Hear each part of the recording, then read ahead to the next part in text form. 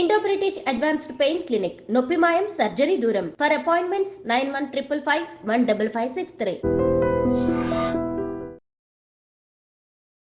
నమస్తే, welcome to I dream. నేను మీ ఝాన్సీ. మన ఇండియాలో ఒక అమ్మాయి బాడీ గురించి మాట్లాడాన్ని షేమింగ్గా ఫీల్ అవుతూ ఉంటాము. ఫర్ సపోజ్ ఒక పెళ్లి చూపులకి వెళ్ళారనుకోండి, ఒక అమ్మాయిని మొత్తం చూస్తారు, అసలు ఎలా ఉంది, అందంగా ఉందా లేదా ఏంటి అనేది చూస్తారు. అది తీసేయండి, మనం జాబ్కి వెళ్తూ ఉంటాం, బయట చాలా మందిని చూస్తూ ఉంటాము. చాలామంది అమ్మాయిలు అందంగా కనిపించాలి అనుకుంటూ ఉంటారు. మరి అందం అంటే ఏంటి? ఒక షేప్, పర్ఫెక్ట్ షేప్ కానీ ఫిట్గా ఉండాలి అనుకుంటారు. చాలామంది మాట్లాడడానికి సిగ్గుపడే విషయం ఏంటంటే బ్రెస్ట్. ఎక్కువగా ఉన్న అందరు తన వైపే చూస్తున్నారు, ఇబ్బందిగా ఉంది. మనం ఇలాంటి ఇబ్బందులు చాలా ఫేస్ చేసే ఉంటాము. అండ్ అసలు బ్రెస్ట్ లేకపోయినా అది కూడా చాలా మెంటల్ హెల్త్ని డిస్టర్బ్ చేస్తుంది. మీరు నమ్మరు, చాలామంది అమ్మాయిలు ఇన్ఫియారిటీ ఉంటుంది. బ్రెస్ట్ తక్కువగా ఉన్నప్పుడు వాళ్ళు కంపేర్ చేసుకుంటారనమాట. అంటే తనకు అలా ఉంది, నాకు లేదు, నన్ను ఎవరు చూడరని కానీ, అది ఆత్మన్యూన్యతకి ఫీల్ అవ్వడం కానీ, ఇలాంటివన్నీ ఉంటాయి. ఇవి పబ్లిక్గా ఎవరితో మనం షేర్ చేసుకోలేము, ఈవెన్ మదర్తో కూడా షేర్ చేసుకోలేము, ఎవరికి చెప్పలేము, ఈవెన్ హస్బెండ్తో కూడా చేయలేము. మరి సర్జరీస్ ఇప్పుడు మన ఇండియాలో కూడా చాలా ముందుకు వెళ్తున్నాయి. మరి బ్రెస్ట్ సాగింగ్కి కానీ, బ్రెస్ట్ ఎన్లార్జ్మెంట్కి కానీ, రిడక్షన్కి కానీ సర్జరీలు ఉన్నాయా? అవి సేఫేనా? ఈ విషయాలన్నీ ఈరోజు డిస్కస్ చేద్దాము. ప్రస్తుతం మనం ప్లాస్టిక్ సర్జన్ దీప్తి గారితో ఉన్నాము. మొత్తం ఒక క్లియర్ పిక్చర్ అయితే మాట్లాడేద్దాం. నమస్తే అండి. నమస్తే ఝాన్సీ గారు. మ్యామ్, యాజ్ ఏ ఉమెన్గా నేను మాట్లాడాలన్నా ఒకరితో ఇబ్బందిగా ఉంటుంది. లైక్ బ్రెస్ట్ అనేప్పటికీ అందరికీ ఒక ఇన్సెక్యూరిటీ ఫీలింగ్. చుట్టుపక్కల కూడా చూస్తుంటాం, ఎవరైనా ఉన్నారా, వింటున్నారని చిన్నగా మాట్లాడడం, ఇవన్నీ ఇప్పటికీ చాలా షై ఫీల్ అవుతాం వీటి గురించి మాట్లాడాలంటే. మరి ఒక అమ్మాయి ధైర్యంగా మీ దగ్గరకు వచ్చి నా బ్రెస్ట్ తక్కువగా ఉందనో, ఎక్కువగా ఉందనో, సర్జరీస్ అనో ఇలాంటి అప్రోచ్ జరిగేటప్పుడు వాళ్ళు ఎలాంటి ప్రాబ్లమ్స్ ఫేస్ చేస్తూ ఉంటారు? నాకున్న అడ్వాంటేజ్, నేను ఒక అమ్మాయిని అవ్వడం అయిండొచ్చు. కొంచెం బాగానే ఓపెన్ అప్ అవ్వగలుగుతారు. నా దగ్గర ఉంటాయి కానీ ప్రాబ్లమ్స్. చిన్నగా ఉన్న బ్రెస్ట్ ఉన్న వాళ్ళు, నేను 15 ఏళ్ల నుంచే ఇన్స్టాగ్రామ్ ఇన్ఫ్లుయెన్స్ అవ్వనియండి, ఆర్ సోషల్ మీడియా ఇన్ఫ్లుయెన్స్ అవ్వనియండి, కంపారిజన్స్ ఎక్కువైపోయినాయి. ఇప్పుడు ఐడియల్ ఇది ఐడియల్ ప్రపోర్షన్ అనే ఒక థ్రెషోల్డ్ వచ్చేసింది. సో దీంతో వీళ్ళు కంపేర్ చేసుకొని ఎక్కువ ఉన్న వాళ్ళు బాధపడటం, తక్కువ ఉన్న వాళ్ళు బాధపడటం, ఇది సహజంగా జరుగుతుంది. అప్పట్లో అసలు బ్రెస్ట్ ఇంప్లాంట్ సైజ్ పెంచుకోవాలి పెళ్లికి ముందు అనే థాట్ చాలా మంది అమ్మాయిలకు వచ్చేది కాదు. కానీ ఇప్పుడు అలా లేదు సమాజం. థ్రెషోల్డ్ పెరిగింది, మనకి కంపారిజన్ కి చాలా మంది ఉన్నారు. సో ఇలాంటప్పుడు వీళ్ళు కూడా ఆ ఇన్ఫీరియారిటీ కాంప్లెక్స్ తో ఉండాల్సిన అవసరం లేదు. కాబట్టి మంచిగా ఓపెన్ అప్ అవి వాళ్ళు నా దగ్గరకు వస్తున్నారు. సొల్యూషన్స్ ఉన్నాయి, ఇది సొల్యూషన్స్ లేనిది కాదు కదా. సో సొల్యూషన్ ఉంది, సర్జరీస్ చేసుకోవచ్చు. అందరూ ఓపెన్ గా డిస్కస్ చేస్తున్నారు. చాలా పాజిటివ్ గా ముందుకెళ్తుంది in terms of breast. Ma'am, ఇక్కడ మనకి 3 ఇష్యూస్ ఉన్నాయి. బ్రెస్ట్ ఎక్కువగా ఉండడం, తక్కువగా ఉండడం, సాగింగ్ బ్రెస్ట్. ఒక్కొక్కటి మాట్లాడుకుందాం. ఎక్కువగా ఉన్న వాళ్ళు ఉంటారు.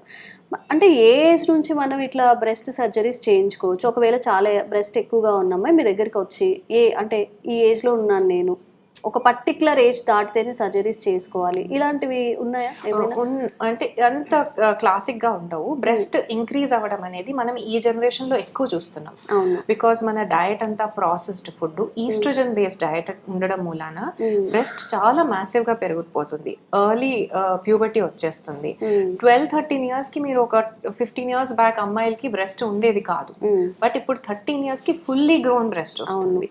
సో వీళ్ళు ఏజ్కి వచ్చేసరికి బాగా హెవీ బ్రెస్ట్ అయిపోతుంది. ఇది కామన్ లైఫ్ స్టైల్ ప్రాబ్లం ఇప్పుడు. సో మనం దీనికి ఎవరికి సర్జరీ చేయొచ్చు అంటే, మనమేం అట్లా క్లాసిక్ మార్క్ పెట్టుకోము. ఒక 13 years అమ్మాయి అయినా చాలా మ్యాసివ్, కొంతమందికి బొడ్డు వరకు ఉంటుంది బ్రెస్ట్. మెడికల్ కండిషన్స్ అవి. అలాంటి పరిస్థితుల్లో చేయాల్సిందే. ఎందుకంటే చేయకపోతే వాళ్ళకి బ్యాక్ ఏక్స్, అసలు ఇట్స్ నాట్ హ్యూమన్లీ పాసిబుల్ కదా ఆ వెయిట్ చేయడం. జనరల్ గా బ్రెస్ట్ సర్జరీస్ పెళ్లికి ముందు ఎప్పుడు చేస్తామంటే, వాళ్ళకి మరీ హెవీ ఉండి బ్యాక్ ఏక్స్ వస్తున్నా కానీ, లేకపోతే ఏమైనా ఫంగల్ ఇన్ఫెక్షన్స్ అవి వస్తున్నా కానీ, అసలు డ్రెస్సెస్ ఇన్ఫెక్షన్స్ కూడా వస్తాయి, స్కిన్ ఫోల్డ్ ఉంటుంది కదా హెవీ అయిపోయి, సో ఫంగల్ ఇన్ఫెక్షన్స్, ఇట్లా వెట్ ఉండి ఫంగల్ ఇన్ఫెక్షన్స్ వచ్చేస్తాయి. సో ఇలాంటి పరిస్థితుల్లో, ఆర్ బాగా ఆడ్ గా ఉండి వాళ్ళకి డ్రెస్సెస్ అవి వేసుకోవడానికి కూడా ఇబ్బందిగా ఉన్న పరిస్థితుల్లో కంపల్సరీ ఏజ్ కూడా చూసుకోకుండా చేయవచ్చు. 15 and above అయితే చేసేయచ్చు. 15 and above అయితే చేసేయచ్చు. కొంతమంది అవుట్ ఆఫ్ ఇంట్రెస్ట్, వాళ్ళకి ఇవే క్లాసికల్ సిమ్టమ్స్ లేకపోయినా సరే నేను సన్నగా ఉండాలని కూడా చేయించుకుంటారు. అలాంటి పరిస్థితుల్లో కూడా చేయొచ్చు. జనరల్ ప్రాసెస్ ఫుడ్ మార్చుకోవడం కానీ అలా బ్రెస్ట్ తగ్గించుకోవడం అనేది breast tissue hormone based, oestrogen effect ఎంత ఉంది అనే దాన్ని బట్టి దాని గ్రోత్ ఇంక్రీజ్ అవుతుంది. సో ఫుడ్ తగ్గడం ఎక్కువ చేయడం మూలాన ఈ హార్మోన్ ఇన్ఫ్లుయెన్స్ తగ్గించలేము. ఎక్సర్సైజ్ తో కూడా తగ్గించలేము. బ్రెస్ట్ టిష్యూ మీద పనిచేయదు. ఎక్సర్సైజ్ చేస్తే బ్రెస్ట్ వెనకాల మజిల్ తగ్గుతుందో పెరుగుతుందో కానీ, వెయిట్ లాస్ అయితే బ్రెస్ట్ వెనకాల ఫ్యాట్ తగ్గుతుందేమో కానీ బ్రెస్ట్ తగ్గదు. మరి యూట్యూబ్ లో కానీ ఇన్స్టాలో మనం చూస్తూ ఉంటాం పర్టికులర్ గా బ్రెస్ట్ రిడక్షన్ అని ఎవరైనా ఎక్సర్సైజ్ చెప్తూ ఉంటారు. ఎవరైనా ఎక్సర్సైజ్ చేసి తగ్గితే మీకు ఎవరైనా తెలిస్తే చెప్పండి. తగ్గదు. ఇవన్నీ చెప్పుకోవడానికి బాగుంటాయి కానీ నేను ఇలా చేయడం మూలం తగ్గింది అని ముందుకు వచ్చే వాళ్ళు ఎవరుండ్రు. అలా చూడరు మీరు. యా, సో అన్లైక్లీ అలా అవ్వదు. బ్రెస్ట్ టిష్యూ అదొక వేరే మెథడ్ లోనే పనిచేస్తుంది అనమాట. ఈ ఎక్సర్సైజెస్ తోని లైఫ్ స్టైల్ తోని చేంజ్ అవ్వదు. మనం ఏమన్నా మీరు బయట వినుంటారు ఈ టాబ్లెట్స్ వాడితే తగ్గుతుందో పెరుగుతుందో అని. ఆ టాబ్లెట్స్ అన్ని జనరలీ హార్మోన్ ప్రొవోకేటింగ్ ఉంటాయి. సో మనము బ్రెస్ట్ టిష్యూ కోసం హార్మోనల్ సైకిల్ మొత్తం డిస్టర్బ్ చేయడం is not a smart solution. So breast వరకు మాత్రం పెంచుకోవాలన్నా తగ్గించుకోవాలన్నా కరెక్ట్ చేసుకోవాలన్నా సర్జరీయే కరెక్ట్ ఆప్షన్. ఎందుకంటే మనం చేసే మ్యానిపులేషన్ అంతా ఆ ఏరియాకి లిమిట్ అయిపోతుంది, బాడీ మీద ఎఫెక్ట్ ఉండదు. బ్రెస్ట్ ఇష్యూస్ లో జనరలీ సర్జరీ చేయడం మూలన బాడీ మీద ఎలాంటి ఎఫెక్ట్ ఉండదు. ఓకే, ఫుల్ బాడీ మీద. మరి సర్జరీకి అంటే స్టార్టింగ్ కాస్ట్ ఎంత ఉంటుంది మేడం? అందులో అఫోర్డబుల్? ఇది కూడా సేమ్ చెప్తున్నాను కదా, ఇంప్లాంట్స్ ఇంక్రీజ్ అయితే ఒకలాగా, డిక్రీజ్ అయితే ఒకలాగా, సాగ్ అయితే ఒకలాగా, సుమారుగా 2 లక్షలు 3 లక్షల మధ్యలో ఉంటాయి ఇవి ఆ రేంజ్ లో. కొన్నిసార్లు మరీ ఎక్కువ నీడ్ లేకపోతే 1.5 అలా కూడా చేసుకుంటాము. బట్ యావరేజ్ రేంజ్ ఇది ఉంటుంది. ఎందుకు అంటే ఇది మేజర్ సర్జరీ. లైపోసక్షన్ అన్న ఇప్పుడు చిన్న అనుకోండి, అది మైనర్ సర్జరీ కింద పెట్టుకోవచ్చు. కానీ breast proper major surgery, blood loss ఉండొచ్చు, 3 నుంచి 4 గంటల సర్జరీ పడుతుంది, వాళ్ళకి 1 డే స్టే ఉంటుంది. సో అది దాని కాస్టింగ్ అకార్డింగ్లీ వస్తుంది అనమాట. ఇది పెద్ద సర్జరీ, చిన్నదని అనుకోకూడదు. It's a major surgery. Plastic సర్జరీలో ఒక మేజర్ సర్జరీ అది. ఓకే, ఎంతకాలం ఇలా మెయింటైన్ చేయగలుగుతారు వాళ్ళు? ఇప్పుడు బ్రెస్ట్ రిడక్షన్ చేయించుకున్నారు సర్జరీ అంటే, ఇప్పుడు ఆఫ్టర్ మ్యారేజ్ పిల్లలు పుట్టిన తర్వాత కానీ ఎన్ని ఇయర్స్ ఇలా సస్టైన్ అవ్వగలుగుతారు? పెళ్లికి ముందు చేయించుకున్న ఆడపిల్లలు ఉంటే గనక వాళ్ళకి మళ్ళీ పెళ్ళయి పిల్లలు పుడితే పాలు ఇవ్వచ్చు. ఇది ఒక ఇంపార్టెంట్ విషయం. పాలు ఇవ్వడానికి ప్రాబ్లం లేదు. అయితే పాలు ఇచ్చినప్పుడు మళ్ళీ హార్మోనల్ ఇన్ఫ్లుయెన్స్ ఉంటుంది కాబట్టి బ్రెస్ట్ మీద బ్రెస్ట్ సైజ్ పెరుగుతుంది, అది నార్మల్. అది అప్పుడు వాళ్ళకి సరిపోయింది, పర్వాలేదు, ఇంత పెరిగినా పర్వాలేదు అని అనుకుంటే ఓకే. లేదా టూ మచ్ పెరిగితే మళ్ళీ రివిజన్ సర్జరీ అవసరం పడచ్చు. కానీ పెళ్ళయి పిల్లలు అయిపోయిన వాళ్ళ తర్వాత కొంతమంది చేయించుకుంటారు, వాళ్ళకి సహజంగా పెద్ద చేంజెస్ ఉండవు.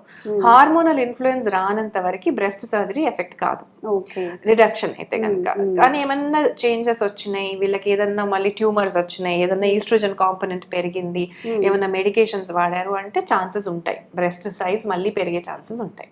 ఓకే, సో ఇది బ్రెస్ట్ రిడక్షన్ గురించి. ఇప్పుడు చాలా తక్కువ బ్రెస్ట్ ఉంటుంది అమ్మాయిలకి, చాలా ఇన్ఫియారిటీ ఫీల్ అవుతుంటారు. మరి వాళ్ళ విషయంలో ఎలాగా?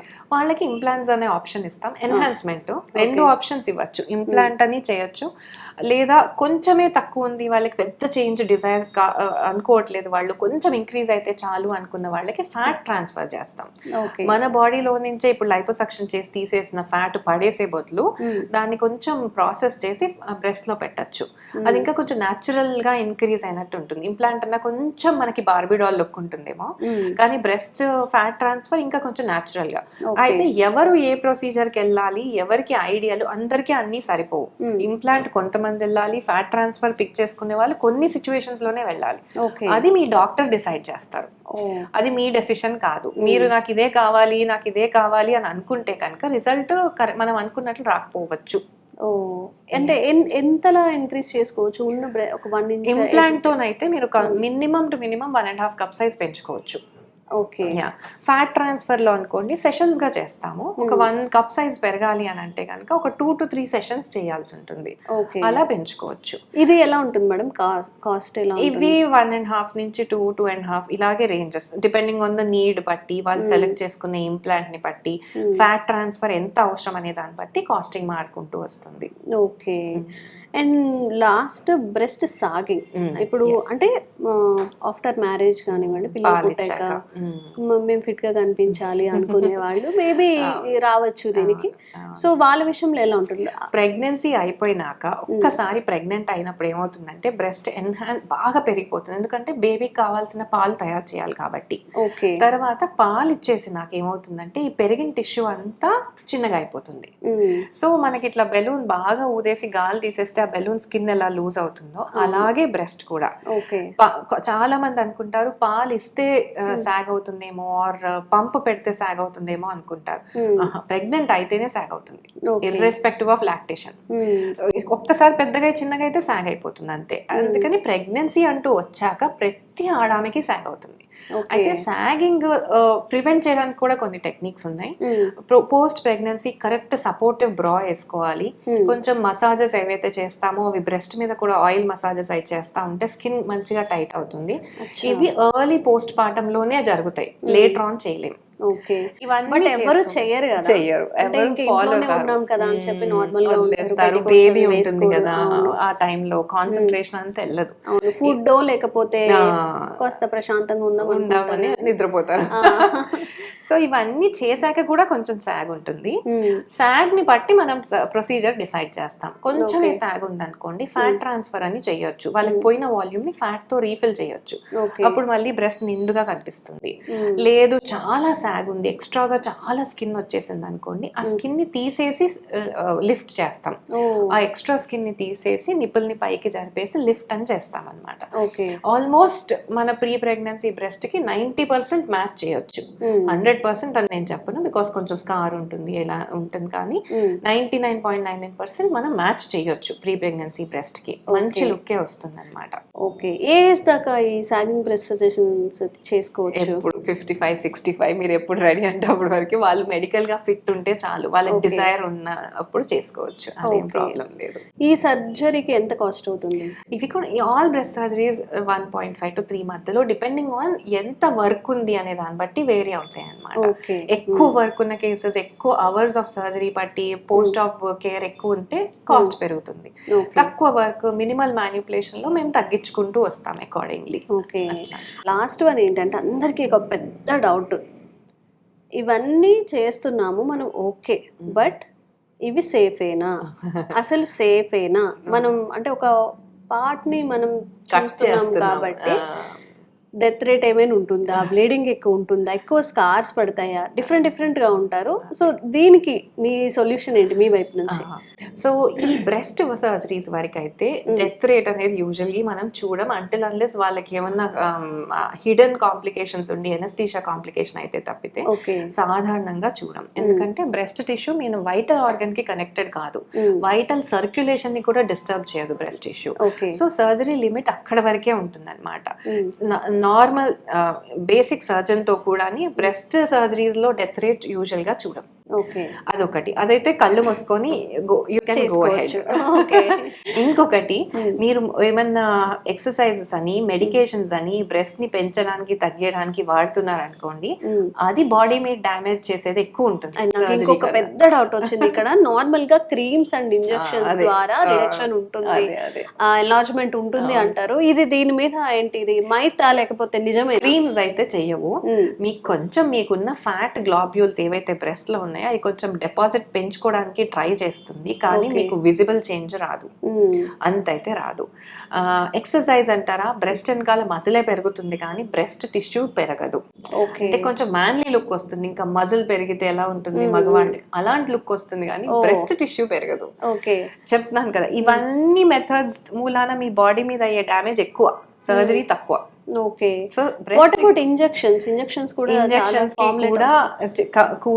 ఇన్ఫాక్ట్ అవి నాట్ ఎట్ ఆల్ గుడ్. ఎందుకంటే ఇంజెక్షన్స్ అంటే ఫిల్లర్ పెడతారు యూజువల్లీ. ఆ ఫిల్లర్ కన్నా ఇంప్లాంట్ చాలా బెటర్, బికాస్ ఫిల్లర్ మీకు 6 months రీటైన్ అవుతుంది అండ్ అది కొంచెం రెసిడ్యూ వదిలేస్తుంది. ఇట్స్ అన్ ఆర్టిఫిషియల్ సబ్స్టెన్స్ కదా, కొంచెం రెసిడ్యూ వదిలేస్తుంది. దానికన్నా మీకు ఇంప్లాంట్ సేఫర్, ఎప్పుడు కావాలంటే అప్పుడు తీసేసుకోవచ్చు. ఓకే, కంప్లీట్ గా సేఫ్. ఓకే, చాలా డౌట్స్ అయితే ఈరోజు క్లియర్ అయిపోయి మేడం. ఎందుకంటే మనం అంటే నేను ఇందాక చెప్పినట్టు ఎక్కువ మాట్లాడుకోలేము దీని గురించి, కానీ అందంగా ఉండాలంటే బ్రెస్ట్ చాలా ముఖ్యం. బాడీలో పర్టికులర్లీ మనం ఇన్ఫాక్టివ్ ఫీల్ అవ్వాలన్నదే, మనకి కాన్ఫిడెన్స్ రావాలన్నా కానీ ఆ బ్రెస్ట్ కాబట్టి డెఫినెట్లీ ఇది చేసుకోవచ్చండి సర్జరీస్. కాకపోతే ఇప్పుడు కూడా మనం ఏ సర్జన్ దగ్గరికి వెళ్తున్నాము, ఏ హాస్పిటల్ని చూస్ చేసుకుంటున్నాము, ఇప్పట్లో చాలామంది ఫేక్గా మేము చేస్తాము అండ్ ఇది చాలా మనీతో కూడుకున్నది కాస్త ఉంది కాబట్టి అందరూ చేస్తానని ముందుకు వస్తున్నారు. బట్ పర్టికులర్గా ఒక మనకి నమ్మకం ఉండాలి, ఎవరి ద్వారా సజెషన్స్ తీసుకొని వెళ్తే మంచిది అయితే బెటర్. ఓకే, సర్టిఫికేషన్ ఉండి వాళ్ళు డిగ్రీ హోల్డర్స్ అయితే బెటర్ అన్నమాట, అది చూసుకోవాలి. Okay, thank you ma'am, thank you so much.